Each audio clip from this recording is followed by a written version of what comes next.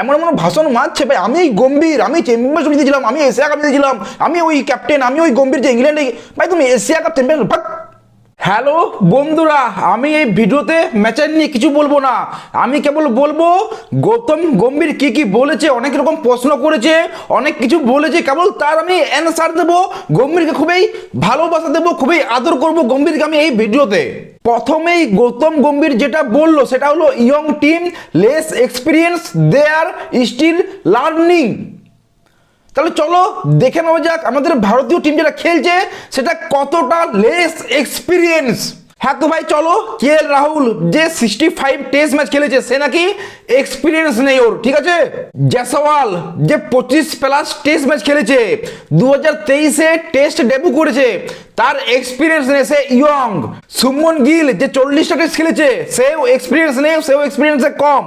ঋষভ পান্থ যে ইন্ডিয়ার second most experience batter, তার কোনো এক্সপিরিয়েন্স নেই গৌতম গম্ভীরের হিসেবে। রবীন্দ্র জাদেজা 87 টেস্ট ম্যাচ, নিজের ক্যারিয়ারের পিকে আছে এখন, তার কোনো এক্সপিরিয়েন্স নেই, এটা গম্ভীর বলছে, আমি না। ওয়াশিংটন সুন্দর 30-এর কাছাকাছি ম্যাচ খেলে নিয়েছে টেস্ট ম্যাচ, ওর এক্সপিরিয়েন্স নেই গম্ভীরের মতে। আর এছাড়া কুলদীপ যাদব, মোহাম্মদ সিরাজ, বুমরা এরা তো নতুন নতুন 1-2 ম্যাচ খেলেছে, এদের তো কোনো এক্সপিরিয়েন্স নেই, সেটা গম্ভীরের হিসেবে। ভাই এটাকে এক্সপিরিয়েন্স অভিজ্ঞতা বলে না, এটাকে বলে দায়িত্ববোধ নেই। এক্সপিরিয়েন্স কার নেই সেটা হচ্ছে তোমার নীতিশ কুমার রেড্ডি, সাই সুদর্শন, ধ্রুব জুয়েল, ব্যাস 3টা প্লেয়ার যাদের কোনো এক্সপিরিয়েন্স নেই। আর এটাও বললে ভুল হবে যে কোনো এক্সপিরিয়েন্স নেই। ধ্রুব জুয়েল তো ভাই তোমার ওই রাঁচিতে মনে আছে, রাঁচিতে 90 আর 39 রান করে টেস্ট জিতিয়েছিল, ও জানে কতটা এক্সপিরিয়েন্স দরকার।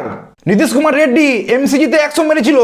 গৌতম গম্ভীর বলছে এখন তো নতুন টিম, নতুন নতুন প্লেয়ার আসছে, ওটা ট্রানজিশন পিরিয়ড চলছে ভারতীয় টিমের। তাহলে শোনো ভাই গম্ভীর, আমি এটারও অ্যান্সার দিয়ে দিচ্ছি। 2012-13-তে রাহুল দ্রাবিড়, বিবেশ লক্ষ্মণ, বীরেন্দ্র সেহবাগ, জাহির খান, হরভজন সিং, সচিন, দ্রাবিড়, মানে কত প্লেয়ার রিটায়ারমেন্ট নিয়েছিল তোমার 2012 বা 13-তে। রিটায়ারমেন্ট বা তোমাকে বাদ দেওয়া হয়েছিল, এক কথায় বলতে গেলে 7 থেকে 8 জন প্লেয়ার হবে যারা বাদ হয়েছিল বা রিটায়ারমেন্ট নিয়েছিল। তারপরের 10 বছর আমরা ঘরের মাটিতে কোনো টেস্ট হেরেছিলাম না। ওই 7টা প্লেয়ারকে রিটায়ারমেন্ট নেওয়ার পরও বা তোমার বাদ পড়ার পরেও আমরা 10 বছর কোনো টেস্ট ম্যাচ আমরা হারিয়ে যে ঘরের মাটিতে। আর তোমার কে ভাই, কেবল বিরাট কোহলি, রোহিত শর্মা আর কে অশ্বিন, ব্যাস তুমি টেস্ট হেরে যাচ্ছ। কেন? কেবল 3টে প্লেয়ার নেই, রোহিত শর্মা, বিরাট কোহলি অ্যান্ড অশ্বিন। রোহিত শর্মা বিরাট কোহলি তো বলছিল খেলবো, কেন খেললো না? তুমি জবাব দাও, জবাব দাও। মানে রোহিত, বিরাট, অশ্বিন রিটায়ারমেন্ট নিয়েছে, তুমি 2 বছরে 2বার পর back to back white wash হয়ে যাবে ঘরের মাটিতে। বাহ, আমাদের ভারতের এত বড় একটা কোচ, তুমি ক্রিকেট টিমের কোচ, আর এই আর কি বললো জানো, শোনো। আর বলছে আমি সেই গম্ভীর যে ভাই এশিয়া কাপ জিতেছিলাম, যে চ্যাম্পিয়ন্স ট্রফি জিতেছিলাম, যে ইংল্যান্ডের মাটিতে জিতেছিলাম। তো ভাই শোনো, এশিয়া কাপটা না Bangladesh, Sri Lanka, Pakistan, Oman, UAE, Netherland, হাঙ্গামা, বারমুন্ডা, তারমুন্ডা যেই আসে ভাই ওদের সাথে, মানে আমি এতদিন জীবনের লাইফে দেখিনি ভাই যে এই টিমগুলোর সাথে জিতে পড়ে কোনো ভারতের কোচ নিজেকে মানে কৃতিত্ব নিয়েছে। ভাই আমি জিতিয়ে দিয়েছি এশিয়া কাপ, আমি নিজের লাইফে দেখিনি কোনো ভারতীয় কোচকে, সে গ্যারেজ চ্যাপেল থেকে রবি শাস্ত্রী থেকে যেই হয়ে যাক ভাই, সে জন রাইট হোক, আমি নিজের লাইফে দেখিনি যে এশিয়া কাপ জিতে পড়ে ভাই আমি এশিয়া কাপ জিতে দিয়েছি, এটা কেউ বলেছে বলে। ভাই তুমি ওমান, হংকং এদের সাথে খেলছো, এদের সাথে ম্যাচ জিতছো, আর বলছে আমি এশিয়া কাপ জিতে দিয়েছি। আর কি বলেছিলে? চ্যাম্পিয়ন্স ট্রফি, তো ওটাও বলে দিচ্ছি। রোহিত শর্মা, তোমার রোহিত শর্মা যখন ক্যাপ্টেন ছিল কি বললো রোহিত শর্মা? আমি অ্যান্ড তোমার রাহুল দ্রাবিড় দুজনে মিলে টিমটাকে বানিয়েছিলাম।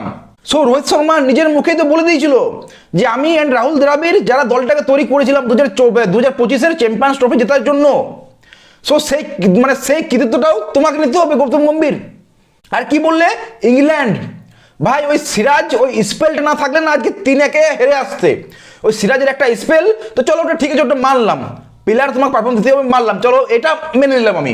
ইংল্যান্ডটা তুমি ঠিক আছো, তো কিন্তু তুমি ভাই বসে বসে প্রেস কনফারেন্স এসে পর তুমি বলছো আমি এইটা করেছি, আমি এইটা করেছি, আমি এইটা করেছি। আমি সেই মানুষ গম্ভীর যে চ্যাম্পিয়নশিপ জিতেছি, আমি সেই মানুষ যে এশিয়া কাপ জিতেছি, আমি সেই মানুষ যে ইংল্যান্ড। ভাই তুমি কোচ, এটা তোমার কাজ। তারপরে তুমি ঘরের মাটিতে মানে যেগুলো 30 বছর, 25 বছর, 40 বছর হয়নি সেইগুলো তুমি করে যাচ্ছ, একের পর এক রেকর্ড ভেঙে যাচ্ছ। তুমি কাকে খেলাচ্ছ ভাই? নীতিশ রেড্ডিকে, যে এমসিজিতে 100 মেরেছিল, তারপর থেকে লাস্ট 10টা ইনিংসে ওর 100 রান করেছে, 100, 110, 120 রান করেছে, ওই 10-12 অ্যাভারেজে রান করেছে এমসিজির 100-র পর। যে ডোমেস্টিকে ভাই তোমার রঞ্জি ট্রফিতে 24-এর অ্যাভারেজ ব্যাটিং করে নীতিশ রেড্ডি, তুমি তাকে খেলাচ্ছ। আরেকটা কি প্লেয়ার সাই সুদর্শন, যার 38 অ্যাভারেজ আছে রঞ্জিতে, তাকে খেলাচ্ছ। আর দেখি সরফরাজ খান 65, যে ডন ব্রেডম্যান বাইস রঞ্জিতে 65 অ্যাভারেজে ব্যাটিং করে, তুমি তাকে বোস করে দিচ্ছ। ঈশ্বরন, ওকে তো ডেবিউ মানে ওকে ডেবিউ দিল না ভাই, ঈশ্বরন তো ডেবিউ করতে দিল না ঈশ্বরনকে। যদি তুমি আইপিএল টিম বানাচ্ছো তো আইপিএল টিমই বানাও, তাহলে রিঙ্কু সিংকে নাও। তুমি টেস্ট টিমটাকে যদি আইপিএল ভাবছো, যে আইপিএলে তোমার সাই সুদর্শন অরেঞ্জ ক্যাপ হোল্ডার ছিল, ওকে নেই, ঠিক আছে, খুবই ভালো জিনিস, তাহলে রিঙ্কু সিংকে নাও। রিঙ্কু সিং কেন বাদ দিচ্ছ? তো ভাই তোমার রঞ্জিত 59 অ্যাভারেজ ব্যাটিং করে, 60 অ্যাভারেজ ব্যাটিং করে। 36 বছরে প্রথমবার নিউজিল্যান্ড তোমাকে ঘরের মাটিতে হারিয়ে চলে গেল 36 বছর পর, যেটা 36 বছর হয়নি সেটা তুমি করে দেখিয়ে দিলে। 19 বছরে আমাদের চেন্নাই স্টেডিয়ামে বেঙ্গালুরে কোনদিন ম্যাচ হেরেছিলাম না, 19 বছরে সেটা তুমি করিয়ে দেখিয়ে দিলে। 19 বছর পর আমরা চেন্নাই স্টেডিয়ামে ম্যাচ হেরে গেলাম। প্রথমবার 50 রানের নিচে অল আউট, প্রথমবার যেটা ভারতের ক্রিকেটের ইতিহাসে কোনোদিন হয়নি, সেটা হলো প্রথমবার যে 50 রানের নিচে অল আউট। প্রথমবার 3-0 হোয়াট ওয়াইজ, প্রথমবার 3-0। 12 বছরে প্রথমবার ওয়াংখেড়েতে হার, 12 বছরে প্রথমবার যেটা ওয়াংখেড়েতে হারলাম আমরা। বর্ডার গাভাস্কার ট্রফি 10 বছর পর হারলাম। 25 বছর পর প্রথমবার সাউথ আফ্রিকার সাথে হোম সিরিজ হারলাম। ভাই তোমাদের নোটা ম্যাচ আছে, নোটা ম্যাচ, WTC চ্যাম্পিয়ন আছে না, WTC চ্যাম্পিয়ন, এখন আমাদের কাছে নোটা ম্যাচ আছে। নোটা ম্যাচের মধ্যে 7টা ম্যাচ জিততে হবে, তবে আমরা কোয়ালিফাই করব। আর তার মধ্যে 5টা ম্যাচ তোমাকে অস্ট্রেলিয়ার সাথে খেলতে হবে। তো তুমি ভেবে নাও, বাকি আছে শ্রীলঙ্কা আছে, আর আরেকটা কোন টিম আছে, যেহেতু নোটার মধ্যে তোমাকে 7টা ম্যাচ জিততে হবে, যেখানে তো অস্ট্রেলিয়া 5টা টেস্ট ম্যাচ খেলবে, মানে অস্ট্রেলিয়ার সাথে তোমাকে 3টে জিততে হবে, প্লাস শ্রীলঙ্কা আছে, ওর সাথে 2টো আছে মনে হয়, আরেকটা কোন টিম আছে ওর সাথে 2টো আছে। তো ওদেরকে তো ভাই হারাতে হবে, তার সাথে তোমার অস্ট্রেলিয়াকেও 3-0 মানে 3-এ হারাতে হবে, 3টে ম্যাচ জিততে হবে অস্ট্রেলিয়ার সাথে 5টার মধ্যে। একটা সাধারণ পাবলিকের যে কোনোদিন ব্যাট ধরেনি, সেও বলবে যে ভাই আমি পরপর লেফট হ্যান্ড ব্যাটসম্যান খেলাবো না, ওদের হারমার আছে, মার্কারাম আছে, সেখানে তোমার পরপর লেফট হ্যান্ড ব্যাটসম্যান নেমেই যাচ্ছে। সুমন গিল চোট পাচ্ছে, তুমি একটা অলরাউন্ডার নিয়ে আসছো, মানে একটা পিওর ব্যাটসম্যান চোট পাচ্ছে, তুমি অলরাউন্ডার নিয়ে আসছো। আর অলরাউন্ডার নিয়ে আসছো তো ওকে অলরাউন্ডারের মতো খেলাও। অ্যাজ এ ব্যাটসম্যান কেন খেলাচ্ছ? সুন্দর অ্যাজ এ ব্যাটসম্যান কেন খেলাচ্ছ? দেখো আমি এখানে বলছি না যে ওয়াশিংটন সুন্দর ভালো ব্যাটসম্যান করতে পারবে না।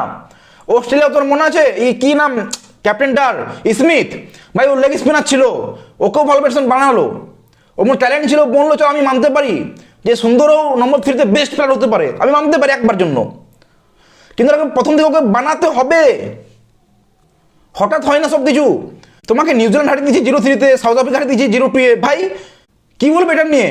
যখন বিরাট কোহলি ভারতের টেস্ট টিমে ক্যাপ্টেন হয়, তখন আমাদের ভারতের ইন্ডিয়ার র্যাঙ্ক ছিল র্যাঙ্ক 7-এ, সেখান থেকে বিরাট কোহলি তোমাকে নম্বর 1 নিয়ে এলো। আর 1-এ কেবল না, 3 কি 4 বছর তোমাকে র্যাঙ্ক 1-এ বিরাট কোহলি রেখেছিল ভারতীয় টিমকে। বিদেশে গিয়ে ভাই মানে সিরিজ জেতার কালচার তৈরি করেছিল, যে বিদেশে গিয়ে আমরা সিরিজ জিতছি, ম্যাচ জিতছি। আর সেখানে তুমি ঘরের মাটিতে আমাদের কি আসছে ভাই, যে ড্র করি কোনোভাবে, ড্রটাও করতে পারছি না। বিরাট কোহলি 8 বছরে নিজের 8 বছরের টেস্ট ক্যারিয়ারে কেবল 2টো ম্যাচ হেরেছিল ঘরের মাটিতে, আর তুমি লাস্ট 3 বছরে এতগুলো ম্যাচ হেরে গেলে, 9টা ম্যাচ আই থিঙ্ক হেরে গেলে।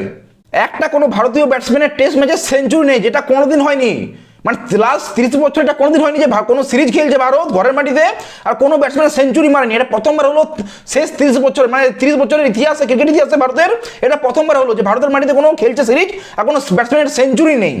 আবার কি তোমাদের ব্যাটিং কোচ আছে, এসে পরে কি বলছে ব্যাটসম্যানের দোষ, গম্ভীরকে ডিফেন্ড করছে তোমাদের ব্যাটিং কোচ, ওর তো কাজ কিছু নেই, নিজে তো কোনোদিন ইন্ডিয়ার হয়ে খেলেনি না, কোনোদিন ইন্টারন্যাশনাল ম্যাচে কোচিং করেছে, ব্যাটিং কোচ হয়ে গেল মানে, আর গম্ভীরকে ডিফেন্ড করছে আবার।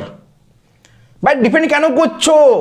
তোমরাই তো দলটাকে বেঁচেছো, ঈশ্বরন কই, সরফরাজ কই, রিঙ্কু সিং কই, এই দলটাকে তো তোমরাই বেঁচেছো, তাহলে ব্যাটসম্যানকে কেন দোষটা দিচ্ছ? কেবল ব্যাটসম্যানরাই, তুমি ব্যাটিং কোচ, ব্যাটসম্যানরা কোলাপস করছে আর তুমি এখানে ভাষণ মারছো, গম্ভীরকে ডিফেন্ড করছো। আমি হনেস্টলি এত কিছু বলতাম না, আমাকে রাগ ডাউন যখন আমি প্রেস কনফারেন্স দেখছিলাম এখন কিছুক্ষণ আগে, এমন ভাষণ মারছে ভাই, আমি গম্ভীর, আমি চ্যাম্পিয়ন্স ট্রফি দিয়েছিলাম, আমি এশিয়া কাপ দিয়েছিলাম, আমি ওই ক্যাপ্টেন, আমি ওই গম্ভীর যে ইংল্যান্ডে, ভাই তুমি এশিয়া কাপ চ্যাম্পিয়ন। আর ভিডিওটা বড় করবো না ভাই, বেশি কিছু মুখ থেকে বেরিয়ে যাবে। চলো ভিডিও ভালো লাগে।